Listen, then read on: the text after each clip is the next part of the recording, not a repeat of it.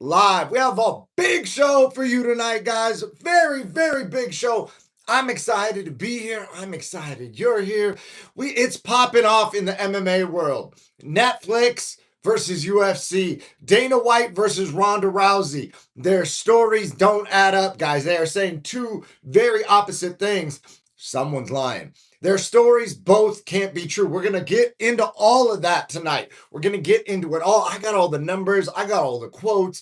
I did some research for you guys. Speaking of which, my name is King David MMA. I'm a professional MMA champion, a Brazilian Jiu-Jitsu black belt, and I coach at the best gym on the planet, Extreme Couture. So, guys, let me get the chat set up real quick. All right, it's popping off already. We got Arpon the Dawn in the building. Let's go. Just got here. Hey, man, good to have you here. Big show. Love the show. Hey, man, appreciate you, bro. Real ones recognize real ones. That's why we made the shirts. Let me grab the shirt link for you guys because, people have been asking about the merch. They're like, hey, what's up, bro? I'm a real one. How do I represent? And I'm like, bro, you keep it real. That's what you do. All right. I sent it over. Did they post it? Let me check. Oh my goodness. When anyone else posts, oh my gosh, it does not hyperlink. So I gotta do it. Okay, guys, let me go. Give me 2 seconds. Let me post it in here instead. All right, let me scroll down. And then I'll post it. Let me go here, and now it's hyperlinked, right? I don't know how to fucking work YouTube, but I believe it's pinned now. So anyways, guys, I got the chat pulled up. We got the Real One shirts. You can get them in the chat. Also, send your coach to Studio Millions if you have not done so already. Studio Millions will pack your coach's gym full of students who stay, pay, and refer, and that means your coach will love you. You'll get all the credit. And yeah, man, it's pretty straightforward. You just send them there, and then they're like, damn, that should work. Also, Fight Circus, guys. Make sure you check out Fight Circus, home of the freak show fights. Fight Circus on Instagram. I was at a lunch today with Fight Circus, and I may be getting a new roommate. This time it will be not be the legend Felony Charles Bennett, as you've seen here. So I had Felony over here. Felony was living with me for 2 different fights in bare knuckle. This shirt is banned, by the way. You cannot get this shirt anywhere. If you want it, just let me know in the chat. I'm just gonna start giving shit away to people in the chat. All right, but you can't get this shirt anywhere. It's got Felony's Cash App on it. And Felony was living here, but the roommate that's coming potentially is how do I say this? Is also an MMA legend. Is much more well-known outside of MMA as well. Big star, big star. I'm going to keep you posted on that, guys. And shout out to everybody that's subscribed already. I go live at random times, so tonight is a little earlier than the last couple nights.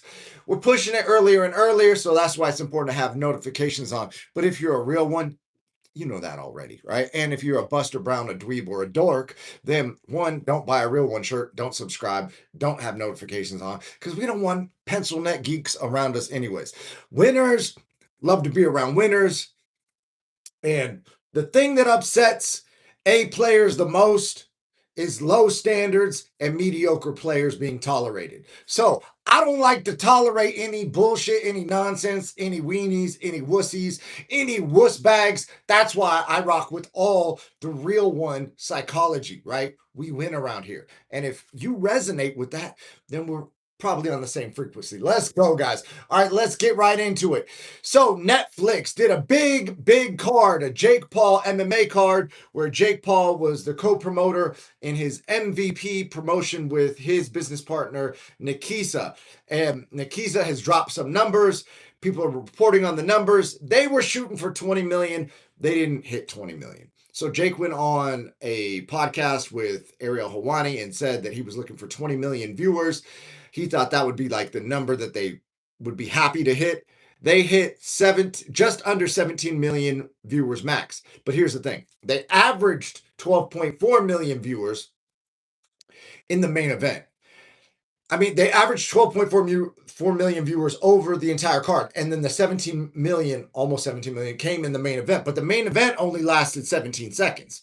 So the speculation is they would have cracked way past 20 million had the fight gone longer. But Ronda Rousey ripped Gina Carano's arm in 17 seconds, and then they stood around hugging each other and smiling.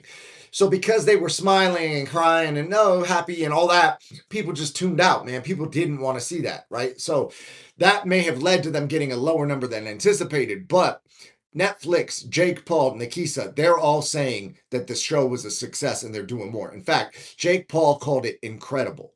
He said the MMA on Netflix card that he and his business partner put together was incredible, and they're going to do more. He said more to come. Those were his exact words.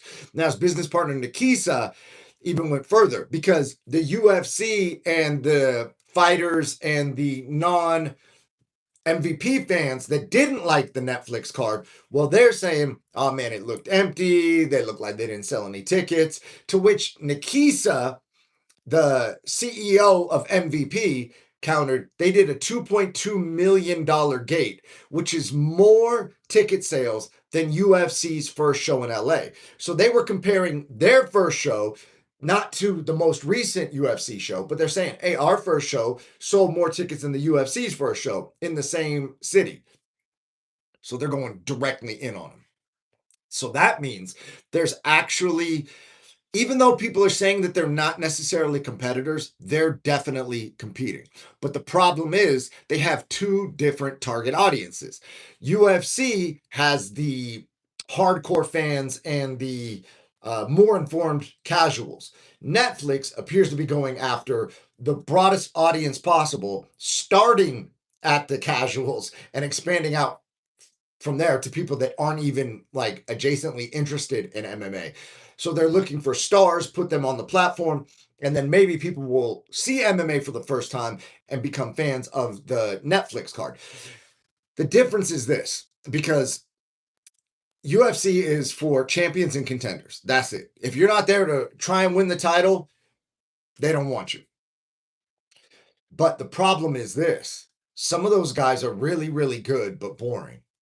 So UFC, while it has the gold standard built into it, that it's the best in terms of these are the best martial artists on the planet. They've done a great job marketing that. They've done a great job branding that. But that leads them to a problem because it's not the most exciting. So the hardcore take from everyone on social media is that they didn't like the fact that every single favorite won. All the fights were like finishes. All the fights finished fast. On the other hand, all the casuals loved it. Brutal knockouts, first round submissions. It was quick, bang, bang, bang. Which leads me to this point that nobody's discussing. Right. Dana White has also started a league called Power Slap. And Power Slap is the even more clippable short form version of an MMA casual card with first round finishes. So the same people that are saying the UFC and that brand or the gold standard are ignoring the fact that Dana has the literal slap each other in the face league. If you're saying that Netflix is not actual MMA and it's a freak show, which is what one of the UFC executives is implying, which we're going to get to in a second, then how do you rationalize that with the fact that Dana also does Power Slap? And I used to not watch Power Slap. I started watching Power Slap. So I had a former roommate. She was on Power Slap, and my dear friend had lost a fight. I was cornering him, and we were out in a different state. We were like in Washington or something. And I was like, you know what? We got to take our mind off this fight because the fight, he won like 14 minutes of the fight, and then he got stopped with a body shot in like 14 minutes and 30 seconds into a 15-minute fight. So he's bummed. And I'm like, we're just in some fucking random city, Yakima, Washington. And there's like, what are we going to do? he's married. I have a girlfriend. We're not trying to go out and party. Right? I don't drink. He doesn't drink. We're chilling. Now, what we would be doing typically is celebrating with some motherfucking chicken wings, right? Because it's winter chicken dinner. Now, we ate chicken wings anyways, because, hey, listen, man, we're boys. I support them regardless, because that's what real ones do, right? We're when one of us goes to war, we all go to war, right? We live by the sword, we die by the sword. So, we're in the hotel room, and I'm like, hey, man, I tried to watch Power Slap with my girlfriend, and I got hooked in. So I'm telling my boy this. I'm like, dude, I actually watched it, bro. Let me put it on. So I put it on, and these boom, slapping the fuck out of each other, right? And the reason I'm bringing this up is because it relates to the MVP versus UFC drama. And my boy, even though he just fought, it takes his mind off it. And at one point he goes, bro, you know what? This is exactly what I needed. He's like, as crazy as it's because we're laughing, we're watching people get fucked off, right? Like bleeding out of their face, KO'd, bad, right? And I had to come to terms with this. I said, man, if they don't care about their brain health, then I don't, right? Like I can't care more about their brain than they do. So if they're with it, then I'm with it. Fuck it, I'll enjoy it. So he and I are watching it and we're enjoying it, and we're both laughing. And then like people are critical of the Netflix card for having fast finishes and first round wins, right? It's like we're existing in this space now. We're existing in this clippable culture. We're existing in the social media posts of somebody getting slapped and knocked out, right? And so the people that are super purists are like not realizing that that's the actual landscape, because it's not necessarily MVP on Netflix versus UFC, right? It's UFC versus Netflix versus Power Slap versus animal videos versus nature is metal versus some girl twerking versus some dude with fingernails going like this and triggering the right wing, and then so the right wing saying crazy shit, triggering the left. And so like the competition isn't necessarily your direct competitor, right? It's the landscape. And that's what the landscape is. So I believe that Netflix understands this. And because that's what the actual majority of people would watch and enjoy, they're going to deliver that. They're going to deliver big names, and they're going to deliver one-sided matchups where there's finishes and fast-paced action. But the problem with that is now the UFC hardcores can jump on and go like, dude, what are you doing? You're right. And then they can be critical of it. But as critical as people want to be, that's not the actual metric that either party should be looking at. This goes back into what I've been talking about the last several lives, which is you got to know the game you're in, right? In order to win at the game, you got to know the rules of the game you're playing. And so I feel that a lot of the pushback that's online about Netflix being a freak show is people believing that Netflix is competing in a game which has different rules than the actual game they're competing in. Netflix is more in alignment with like the Power Slap competition than they are with like trying to have the best fighters on the planet. They're in the eyeballs business. They're in the attention business. They're the shareable clip business. They're in the, oh, did you hear so-and-so's fighting business, right? They're not in the like, hey man, this is human chess. Right. But that leads to a problem, right? So each of these companies has their own lane, right? And so the UFC executives, there's a guy named Mark Shapiro. He is the COO, Chief Operating Officer of the TKO Group. And that's the group that owns UFC and WWE, right? Which makes it even more complex, right? Because this leads to a problem because Mark Shapiro wants to bang on the MVP Netflix card. But the problem is he is the COO of a company that has WWE on Netflix. So he has to be careful with what he's saying. But he did go in on Ronda and that fight. And that's the whole point of what I'm making this video about, which is somebody's lying, right? The executives at UFC, and by UFC, I mean TKO specifically, Mark Shapiro is saying that the UFC, Dana White, and Hunter Campbell passed on the Ronda Rousey fight because they knew it would be a 20-second finish. And he said, well, they were a couple seconds off. They thought it wouldn't be competitive. This is what Mark Shapiro is saying. So that's why they didn't, but here, that's why they passed it. They didn't want the fight. But the actual story is, if you hear Ronda, and Dana has confirmed this, right? So who's telling the truth? The version of Dana that Mark Shapiro is quoting, or the version of Dana that's riding with Ronda Rousey? Because Ronda says she brought the fight to Dana. Now, it gets even more complex because there's what you would believe to be true, but there's also, as an executive, but there's also what you would tell somebody to keep a relationship with them. So when Dana is confirming that Ronda brought the fight to them and they were in talks to do the fight on pay-per-view, because the pay-per-view model allows for you to agree to a certain term and not have to deliver payment unless certain numbers are hit. Whereas now they've switched to Paramount Plus, and then those numbers that they discussed, Ronda and Gina would want as a guarantee.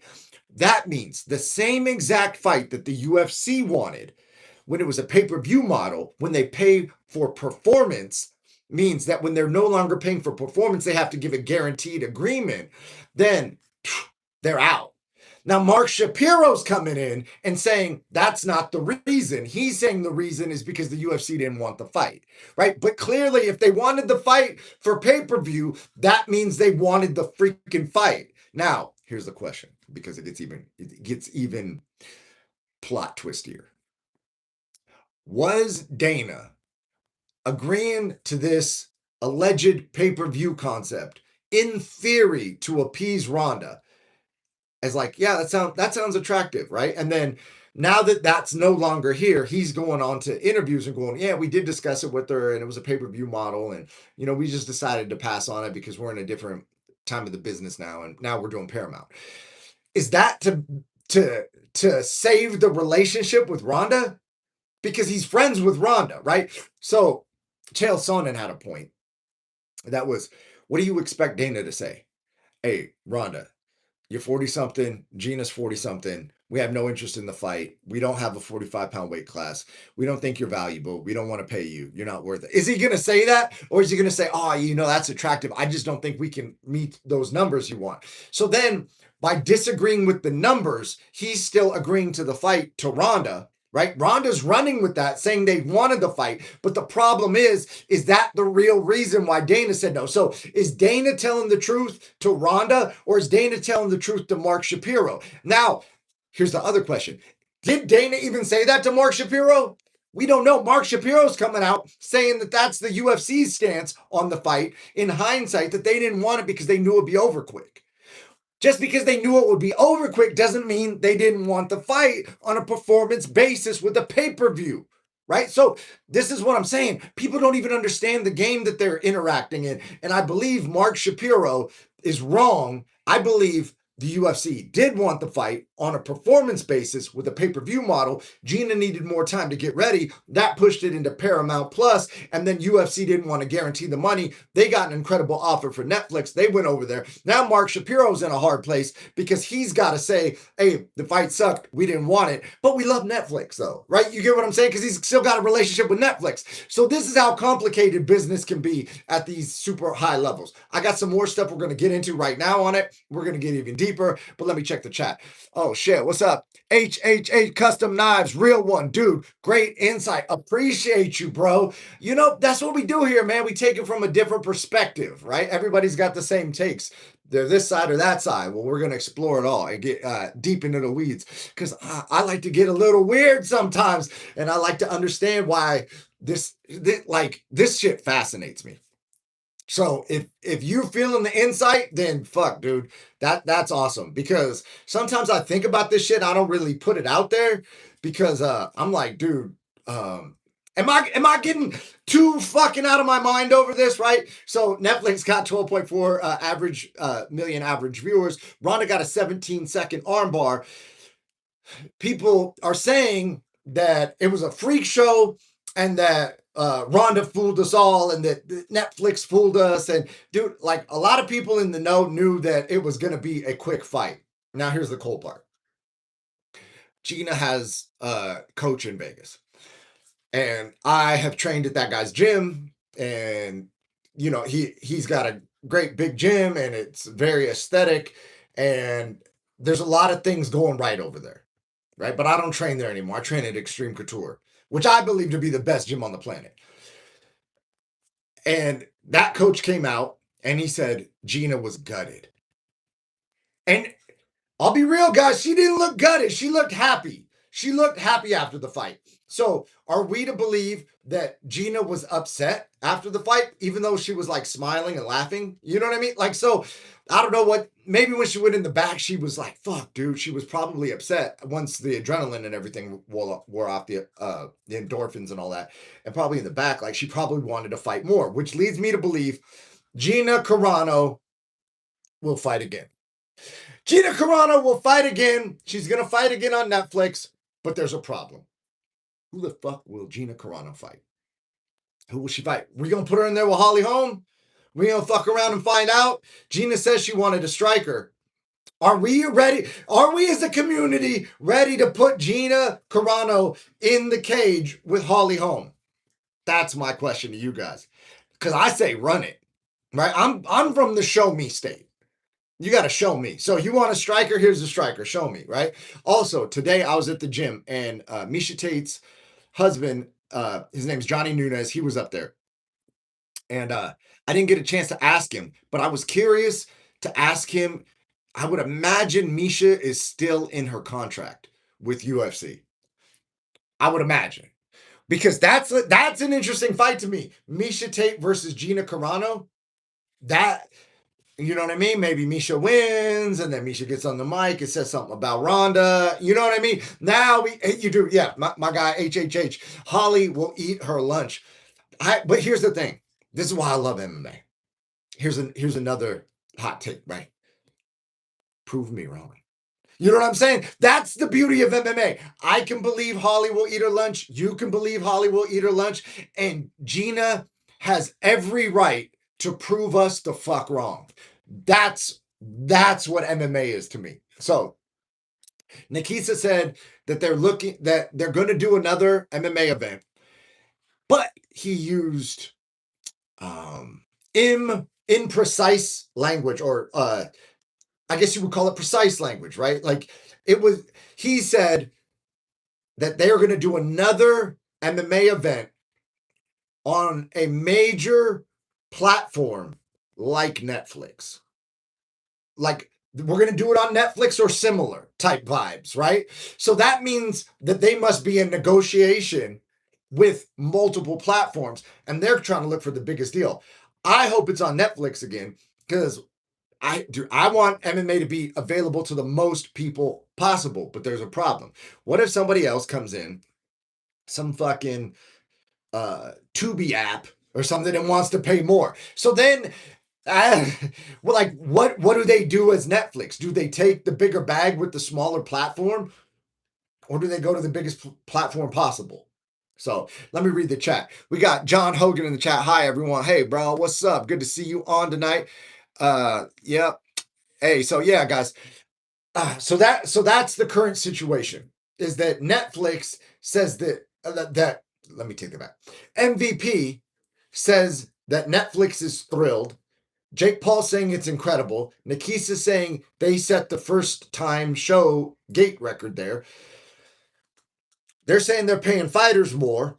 The UFC is saying essentially that it was a freak show. The executives are saying they passed on the fight. Dana White dropped the Conor McGregor fighting announcement on his Instagram Live, right, during the MVP. And to me, this is the biggest thing, right? If MVP is not a competitor, then why is the number one addressing the number two? So anytime you're in business, if you are McDonald's, you do not talk about Burger King. Burger King is wise to compare themselves. Our burgers are flame broiled. They use heat lamps. Hey, we use real meat. They use soybeans, right? Like, you compare yourself to show your differentiation from the industry leader. But the industry leader should just hear it as like, oh yeah, man, people come and go, bro. So back to My uncle was Hulk Hogan, as a lot of you guys know. But that's what he would look at a lot of the competitive wrestlers as, like the Ultimate Warrior. Even though he dropped the belt to Warrior, he was trying to get off the road for a while and spend time with his family. But he believed Warrior wasn't necessarily the guy. Vince wanted to see if Warrior was the guy, but my uncle was like, dude, he's a flash in the pan, bro. Like not even threatened by him, if that makes any sense. And I feel like that is the place that the UFC should operate from and not trash Netflix, because that would be like almost like giving them more credit. Because like if you're gonna hate on somebody, that shows in a lot of ways that they're like affecting you, right? So don't punch down, right? Yeah, exactly. So I believe that the UFC probably has some form of, oh shit, these guys might be legit. And the more the UFC feels that, that is a like a psychic indicator that Netflix is doing something right. Because I believe that like you can kind of get a sense of who's a player and who's not, like in terms of like, is Nikisa really the guy that's going to lead MVP to be the sustained competitor to the UFC? Even though personally I don't believe that they are a like a competitor to the UFC, I believe the whole landscape is a competitor to everybody. For instance, this stream, there's fucking 20 million fucking streams on YouTube right now. Am I competing with the other YouTube streamers that talk about MMA? Well, in a way, yeah. But guess what? You guys have other interests too, right? So there's some fucking knife channel, right? You make knives. Maybe that guy's competing. Maybe there's a guy that does a hatchet channel and he's competing with you, right? Like maybe there's somebody else that sells some kind of adjacent cutting device, right? And then there's somebody else that shows survival. And then like all these things are like expanding out. So we're actually in an economy of eyeballs. And the fact that UFC is seeing Netflix as a direct competitor, to me, shows that they're concerned, right? So I believe that Mark Shapiro is getting at Netflix and saying that they passed on the Ronda Rousey fight because he is directly concerned with them as a competitor. So if I were to say anybody was lying, I believe Mark Shapiro is lying about the way that the UFC passed on Ronda. And I believe that they are also concerned that they did pass on Ronda. Ronda went to a huge competitor, got the fight anyway, and now they did approximately 17 million viewers. That's a fucking problem for the UFC in the eyes of the executives that care about, you know, shareholder and stockholder value, right? So I believe that's the big beef that's going on. But more importantly than that,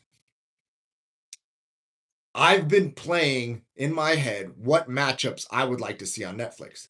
Because UFC, you have to match essentially UFC versus UFC at this point, because very rarely do they do a freak show fight like CM Punk.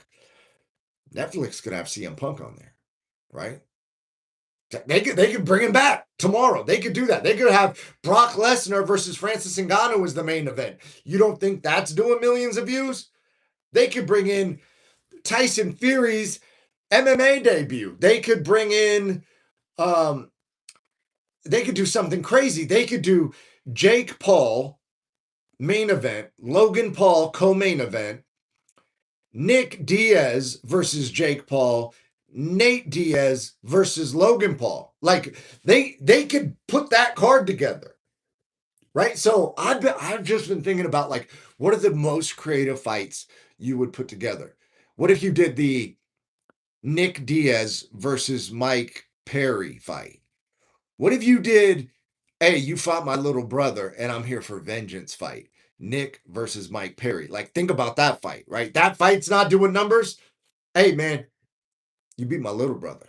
Now it's time to fight Big Brother, right? Like, dude, there's so much fucking crazy shit that can pop off. I'm fucking excited personally. So I I shocked the front desk girl today because I told her that I try and get 1,000 milligrams of caffeine a day. I told her I'm not a doctor. I said, don't try it yourself. No, nobody on this stream should try that. Don't do that. But I told her that oftentimes I'm popping into the 800s and she didn't believe me. She didn't believe. I said, well, girl, when have I ever lied? Ever in my life about anything ever? She said, well, never. Everything you said you did, you were going to do, you did. You said you were going to bring a belt back to Extreme Couture. You brought a belt back to Extreme Couture. And I said, yeah, you're right. So when I tell her that I'm drinking, 800 milligrams of caffeine to 1,000 a day, she was flabbergasted, but she had to believe it. So, I shocked her. She's concerned for my health. But I believe that every single successful, like ultra successful person I've met is over caffeinated. I also have a theory on every Olympic medalist or like UFC world champion I've met was overtrained. I've never met a single Olympic gold medalist or a medalist of any sort, or a UFC champion, or even a regional pro champion that was undertrained. So is overtraining a myth? Because the absolute best people on the planet are all technically overtrained. I'm just saying, I'm just putting the questions out there, guys. I'm just putting the questions. I'm just thinking out loud. Let me read the chat. Sidetrack. Are there any good fights this weekend? Dude, I don't know about the fights until like the day of, often, unless it's a teammate. They do have a fucking interesting fight though at the Apex. It's virtually impossible to get tickets. And it's called Brand Risk. It's getting weird, right? This is Aiden Ross, his fight promotion for like kick streamers who want to fight each other. And Aiden Ross is one of the biggest streamers on the planet. He's got a big deal with Kick, and he's making like some crazy shit. Don't quote me on this, but it's like 90 million a year. Some bananas amount of money. And he wants to get in the fight business, and he wants these kick streamers to fight. So one of the dudes that has frequently gambled with Dana White, I think his name is Bob Menery, and he hangs out with Steve Will Do It too. He is fighting on Brand Risk. So I don't really know too many of the other influencers, but I heard that it's a crazy event where some of the people, dude, yeah. So I'm assuming half of the card will have fight training and half of the card won't. So it's going to be an absolute clusterfuck and a shit show and fucking pure entertainment. That's what I'm thinking. And yeah, so it's at the Apex. People I know are trying to get tickets, and anyone is like, dude, it's like borderline invite only. So it's going to be nothing but influencers, kick streamers, and that sort of thing there. And yeah, I'm very, very curious to see how it goes, and I'm very curious to see who the fuck shows up. Like Rampage Jackson has been streaming a lot. Is Rampage going to pull up? Nina Drama's been streaming, but she typically streams like pro UFC. Well, this is at the UFC Apex. I would imagine she's going to be there. Is Arman Sarukian going to be there? Who's he going to fight in the crowd? Right? Like, so I have all these questions that start extrapolating out. Even though I don't know the actual fighters, I know a lot of the streamers that are going to be there. So I'm like, dude, what are they setting up? So I think it's a fun time to be an MMA fan. I'm excited for all the fucking freak shows. I want to see more freak shows. I'm going to say this right now, and it's going to upset a lot of people. I'd like to see Francis Ngannou fight Brock Lesnar. Why the fuck not? Why not? We are not bound by the limits of like organizations anymore. We're not bound by like TV channels anymore, right? Like Francis and Brock could fight, and then Francis could go fight the Cuban Spaniard, the Cuban Olympic Taekwondo guy, the bronze medalist. He could fight him, 3 months later. Why not? Why not run it up? That's how I think. If we can create unlimited fights, as long as there's entertaining people and interesting storylines, and ideally genuine like beef or risk or meaning behind the fights, like Brock could be a fucking snarly old dude, like, hey man, this guy thinks he's I'm gonna double leg him through the side of the cage. And then Francis is like, um, I think Brock Lesnar is very talented wrestler, but I will connect with my punches and I will knock him out. You know what I mean? But like to me, that's intriguing, right? So yeah, I want to see Jake Paul and Logan Paul on the same fight card. I don't know if Logan can fight because he's in WWE and they probably have some kind of country, but like for all the free agents out there, let's just put them all together, fucking put them in a. We could get a spinner like those cages and just pull names out and have them like we can do whatever the fuck we want, guys. So it's a fun time to be a fight fan. I appreciate you guys for pulling up tonight. We get on here at random times, so all of you that got notifications on, I appreciate you. And we will get together tomorrow night. No telling what time. Get your real one shirt. Make sure you're subscribed. Hit the like button. I guess it helps with the algorithm or something, and we'll start attracting more like-minded real ones to the community, right? And we'll repel the busters and the beanie babies and the bobbleheads. We'll get rid of all of them, and we'll just have a fucking crazy ass fucking vibey community. Let's fucking go, guys. I'll see you in the next one. Love you guys. Peace.